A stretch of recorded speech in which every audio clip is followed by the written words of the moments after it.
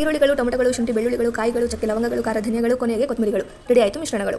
ಕುಕ್ಕರ್ಗಳು, ಎಣ್ಣೆಗಳು ಕಾದ್ಮೇಲೆ ಹಾಕಿ ಸಾಸಿವೆಗಳು, ಚಟಪಟ ಅಂತ ಕರಿಬೇವುಗಳು, ತೊಳೆದಿರೋ ಕಾಳುಗಳು, ಆಲೂಗಡ್ಡೆಗಳು, ಉಪ್ಪು ಹಾಕೊಂಡು ಸ್ವಲ್ಪ ಬಾಡಿಸಿಗಳು.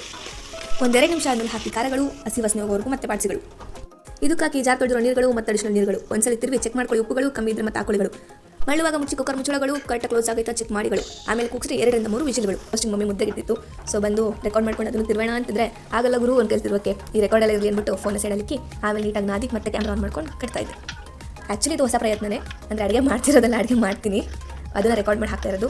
ಯೂಟ್ಯೂಬ್ ನೋಡ್ಕೊಂಡು ಅಡುಗೆ ಮಾಡೋರಿಗೆ ಮೇ ಬಿ ಯೂಸ್ ಆಗ್ಬೋದು ಅಂತ ಮಾಡ್ತಾ ಇದ್ದೀನಿ ಅಷ್ಟೇ. ಆ್ಯಂಡ್ ನನ್ನ ಕಾಂಟ್ಯಾಕ್ಟಲ್ಲಿರೋರು, ನನ್ನ ಸರೌಂಡಿಂಗಲ್ಲಿರೋರು ಹೇಳ್ತಾ ಇರ್ತಾರೆ ಈ ಥರ ಬ್ಲಾಗ್ ಮಾಡು, ಕಂಟೆಂಟ್ ಮಾಡು, ಡೈಲಿ ಬ್ಲಾಗ್ ಮಾಡು ಅಂತ.